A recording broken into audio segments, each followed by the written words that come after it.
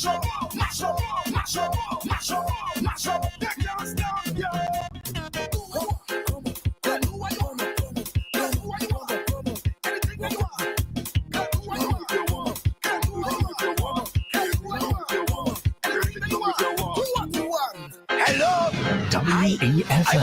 the new fresh sound. Voice of the Man, Bongo Prime, representing for Activated Mornings on WEFM 99.9. WhatsApp us or call us at 457-9997. Rise and shine. Let's get ready to take on the day. Activated Mornings on WEFM 99.9 is on now.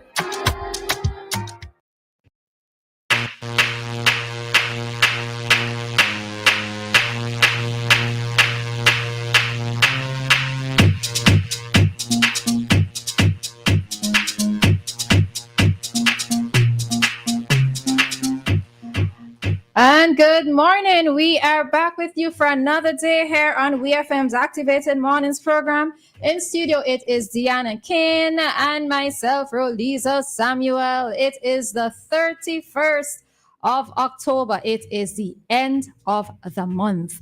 We have 2 more months to go in this year, folks. Imagine that. The year just started and the year is already finishing. Such is life. In the best words of Magical, such is life. All right, so trust that everybody is doing just fine. I know, yes, it poured a little bit, but it poured significantly earlier this morning. So hopefully with that downpour, that nothing happened anywhere. I'm hoping that that is the case, so that your travels, so wherever it is that you're going, for those of you who have to leave home, that your travels this morning will be an easy one. All right. Good morning to you, Dianna.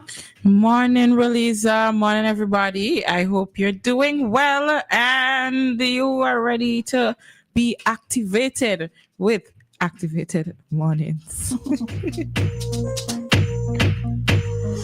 All right. And I'm very happy to say that we are streaming live on Facebook and YouTube. I could say that with my chest proudly this morning. All right. Many of you, especially those of you who look at the stream, would realize that we were having some technical issues for the past couple of weeks, but things have been rectified. So big up Rajiv this morning, and by extension, big up Jules. Okay, so we are streaming live on Facebook and YouTube. All righty. So any prelims from you? I don't think so. No. Okay. All right, so let's just get into a few things this morning. So we're going to be talking about, did you look at the public speaking last night? I did not get to. I watched a few pieces of some, clips after. Oh, okay. But, yeah. All right, so the public speaking competition was held last night. Ever since I was in school, it's always something that I have looked forward to, both as a child and now as an adult. And the funny thing of it is that I was looking at some persons yesterday and I was like, oh, this is such and such child. And I did not realize that such and such had such a big child. So, it's one of those moments when you just have to be like, oh, okay, right? That was like an moment for me last night. So, yeah, but so there were 6 schools that participated in the finals, that took part in the finals. Interestingly, it was 4 boys and 2 girls, right? So I'm going to talk a little bit more about that just in a bit. So there were 4 boys and 2 girls. And from what it is that I saw, I looked at the entire presentation, the entire finals. And all of the students did well. I thought that the judge's decision was going to be a difficult one. There wasn't anyone that I could have called out and said, well, yes, for sure, like this person is going to get first, or whatever the case might be, right? I do think that the judges did have a difficult choice because all of the students did well. I'm not even just saying that to make the students feel better this morning, but the students did well. The main speech was on... The main topic was the emerging population crisis in the English-speaking Caribbean is creating economic stagnation. Yet policymakers have been largely unreactive to this demographic shift. right? And what it is that I noticed from the presentation from many of these students, as many of them they had the same points, right? So I think maybe in that way, I suppose when it comes to a topic such as that, they're going to have to find creative ways, or well, this is for future students, I suppose, creative ways in terms of how they bring out their presentation, because the substantial points were sort of basically the same, right? Not to say that the points weren't valid, but they were very valid. I would say too, though, from the presentations that I saw, hoping that I didn't pay close enough attention, but I noticed that from the presentation, many of the students spoke about the financial aspect of things, right? They spoke about that bringing children to the world would be is a financial, bit of a financial burden on the parents, particularly mothers, in case of single parent households, and that society would also encounter brain drain. But I don't think that I got from many of them or any of them the emotional aspect that comes with bringing a child into the world. Now, maybe they didn't consider that. Maybe that is something from an adult perspective. But in terms of the birth rates declining over, the birth rates declining over the years, and not just in St. Vincent and the Grenadines or in the region or even internationally, but there is an emotional aspect. And I think that many persons, or some persons who have chosen not to make children, it's also for emotional reasons, right? Because it is an emotional, you have to be mentally ready to also be able to raise a child. So I don't think that I got that coming out from the presentations. The student prepared topics were quite interesting, and I always look forward to that, because I get the impression that this is what it is the students actually want to talk about, right? So they were very diverse. GHS spoke about things that her granny talks about. What she said? Now, if you see my paper, it's like I was literally doing work and I just wrote on the pieces of paper that I had there, a stabilizer. But anyway, so GHS said she might be a Gen Z, but she does listen to her granny. So that was, and she incorporated some colloquial terms in explaining certain things that she pays attention to her granny. Convent schools spoke about creating a party called Policy Not, so it's PNP, Policy Not Partying, right? And I think one of the things that I noticed coming out from hers is, so you know that we had a discussion about how the parties are bringing in artists in order to get children's attention, right? Not children, to get the attention of young persons.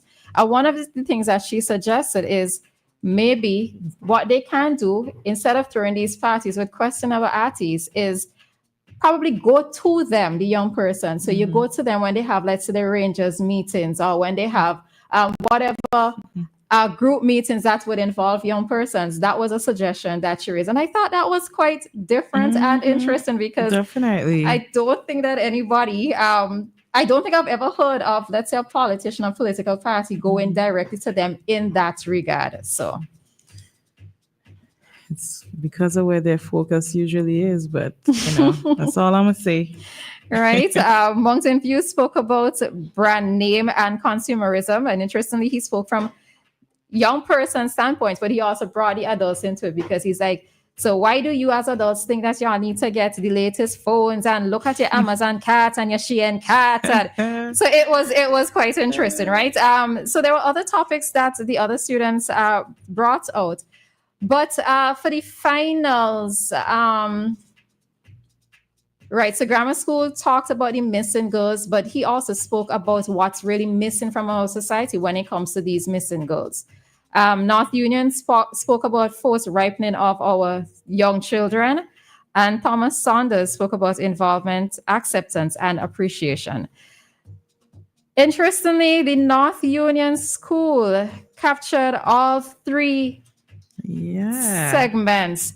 That student, what's his name again? His name is, I have it written down here. Braxton Lewis. Braxton Lewis, right. So he captured all three spots for the main topic, the student prepared speech, and the impromptu. And not just did he captured those three spots, so you're also seeing that, of course, he took first place, but the three physicians who went to boys.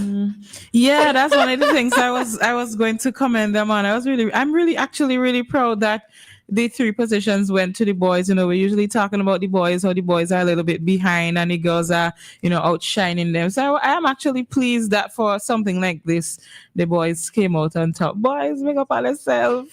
And that was, like we always asking, where the boys? What are the boys doing? They were winning competition. The boys are not represented, but the top 3 spots went to boys. And in the competition itself, there were 4 boys and only 2 girls. So I ain't too sure how I feel. And by that I mean, congrats to the boys, right? I'm happy to see that we don't have to question where the boys are. But, we like the female representation. We love to see the women being represented and the female gender being represented. But hats off to all the students who took part. I know that sometimes when you go into these competitions and you don't walk away with a single thing, you kind of internalize it and wonder, did I do my best? Wasn't I good enough? There are questions that these students are going to turn around and be asking themselves this morning. But and again, I'm not just saying it to placate them, to make them feel better, but all of the students did very well, right? So hats off to the students and to the Lions Club South, as well as Flo, who has been sponsoring this competition from ever since, all right? So congrats to all.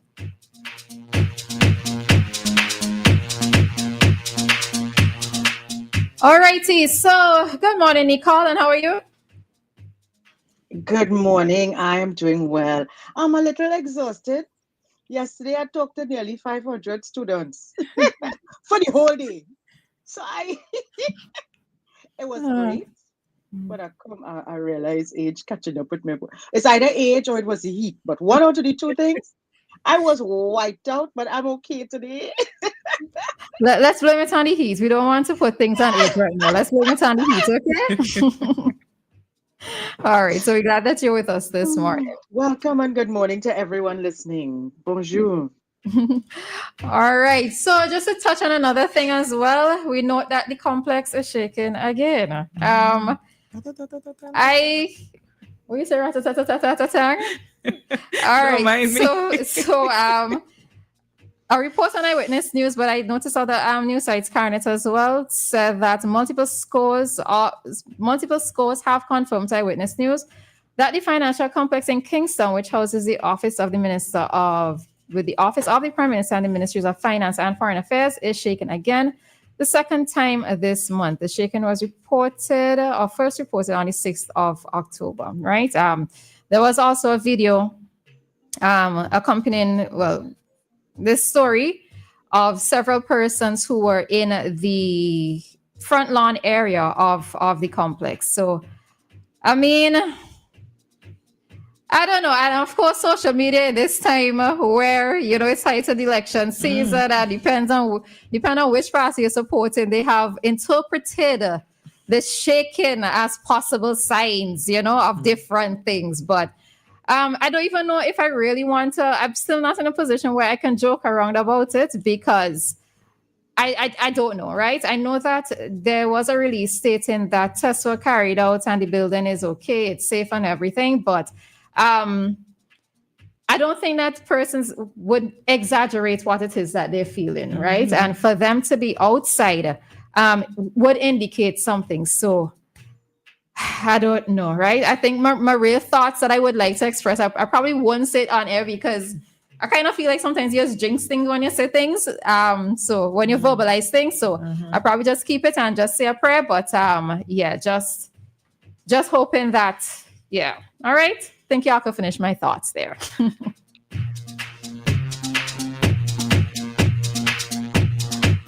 All right. So Dianna, what might be the most critical point for you in voting for this in voting in this election? Not for me, for other people. So you don't have one that stands out to you? I don't think about these things. I think about other things during my free time. Listen, Dianna Cain is a different person and don't try to understand her. You might lose yourself. But for other people, right, don't focus on, because this isn't along my line of interest. But I feel like right now, for the one of the most common things that you hear from people is the ULP has been in power for too long, and NDP has been in opposition for too long. A lot of persons are using this as their justification for what they're going to vote for or what they want to vote for. Listen, it's not that I don't like this policy, or it's not that I don't like that. It's just that I'm tired. I'm tired of having you there, and I just want something to change. So that's one of the points that I note. Well, the most popular thing that I note. And then, of course, you have the CBI something. All right. Time is out. So we're going to probably we can finish it up stick after. up in right there. Yes. All right. So we would get back into the rest of this in terms of what are some of the key points that key things that persons are going to be noting when it comes to voting in the next election. In this upcoming election, say next election like it's far away. All right. We heading on. Our time in SVG is 7:35.